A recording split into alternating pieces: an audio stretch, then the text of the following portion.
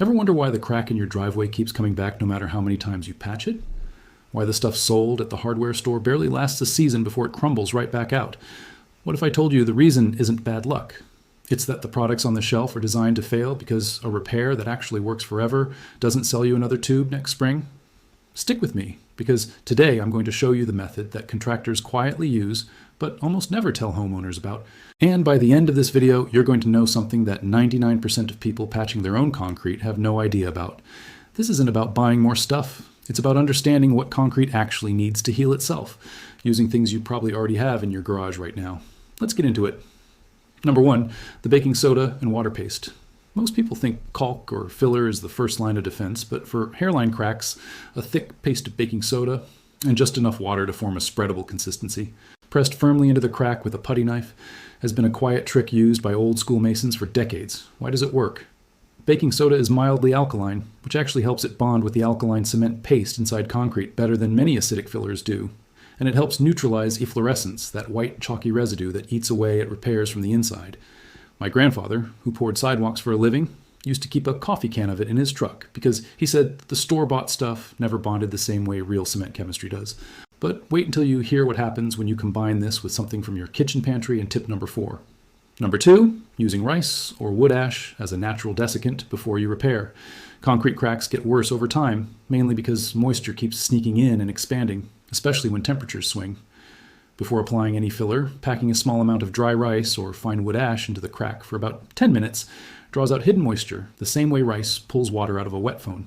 Once you remove it, the crack is genuinely dry, not just surface dry, which means whatever you patch next actually bonds, instead of trapping moisture that will just crack it open again in 6 months.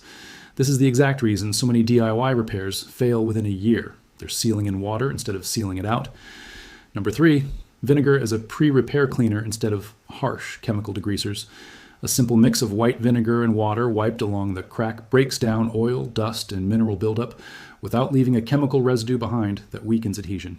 Vinegar's mild acidity actually etches the surface just slightly, similar to what professional etching solutions do at a fraction of the cost, giving your filler something to grip onto instead of sliding over a slick surface.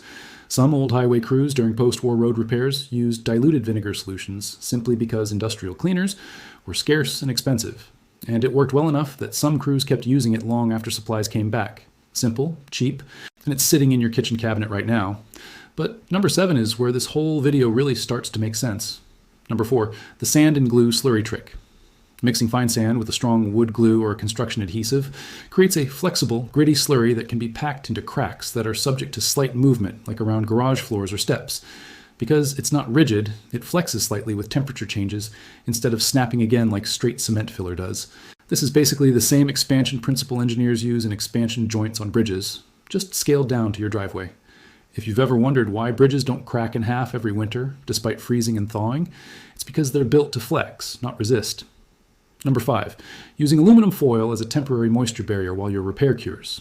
After filling a crack, taping a strip of foil, shiny side down, over the area protects it from rain or direct sun while curing, both of which are silent killers of fresh repairs.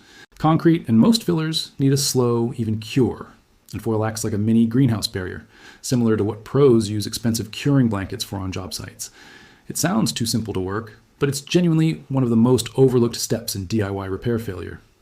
Number 6, Epsom salt reinforcement.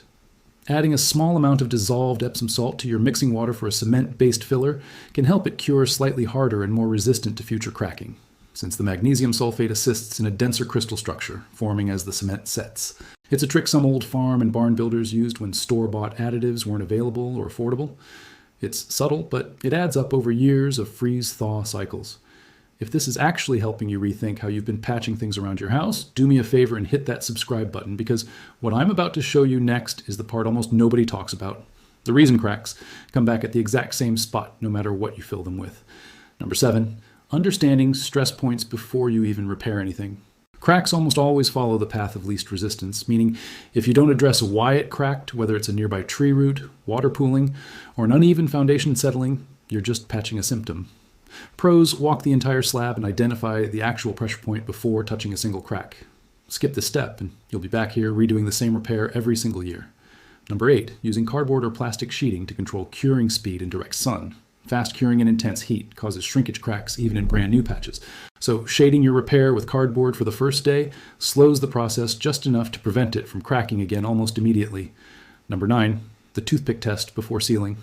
Pushing a toothpick gently into your filler before it fully sets tells you if there are still air pockets underneath, something even some professionals skip. Air pockets are one of the biggest reasons repairs pop back open under weight. Number 10, using old pantyhose as a reinforcing mesh for wider cracks. Stretching a section of nylon across a wider crack before applying filler acts like a mini rebar mesh, distributing weight and stress the same way steel reinforcement does in larger slabs, just on a small scale that most people would never think to try. Number 11, sealing with linseed oil instead of plastic-based sealants for older concrete. Linseed oil penetrates rather than sitting on the surface, which lets old concrete breathe instead of trapping moisture underneath a hard shell, extending the life of the repair considerably longer than glossy store-bought sealants that often peel within a couple years. And now, the one you've been waiting for, number 12, the hidden method almost nobody tries. Instead of treating a crack repair as a single moment fix, professionals use what's called a layered flex seal approach, applying a thin, flexible base layer first, letting it partially cure, then applying a slightly harder top layer on top of that.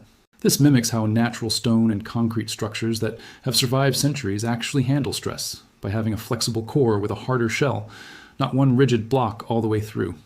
This single change in approach is the actual reason some old European stone walls and post-war concrete structures have survived nearly a century without needing major repair, while modern one-layer patch jobs fail within a few years.